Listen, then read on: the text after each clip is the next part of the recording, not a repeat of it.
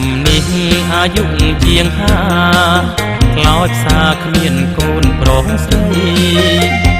រស់ពីអ្នកតាយាយហេតុអ្វីបានជាយ៉ាងហ្នឹង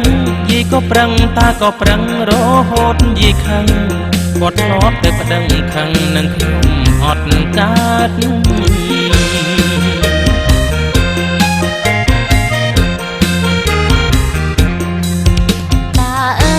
គឺព្រេងវាស្នាទេវតាចាំមកពីនេះថាជាកម្មតាយាយ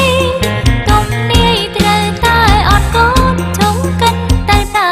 នាំពីបាក់ខ្លួនបើចង់បានកូនតតែសុំគេ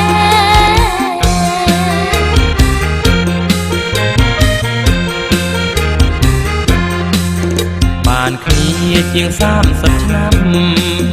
អកម្មគ្មានកូនមួយទេបនស្រន់លក់ទាំងស្រែចាំទេអស់គោទាំងខ្លួនសែនមន់ទីជ្រូកអស់លុយពីខ្លួនខំបនសុំកូនក៏នៅតែអត់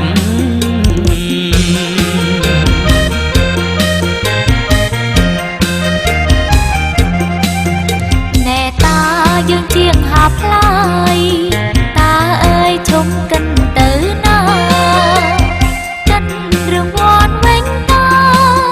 នាំគ្នាធ្វើបន់សាទីនគ្រាន់ទុំជាស្ពានពីស្នាយើងមានជាតិក្រោយပြန်បានកូនចៅនឹងគេ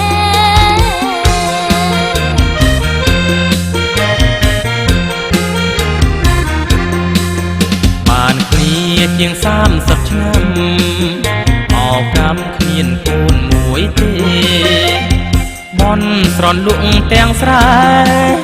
ចាំទេអស់គោទាំងខ្លួនសែនមន់ទីជ្រូកអស់លុយពីខ្លួន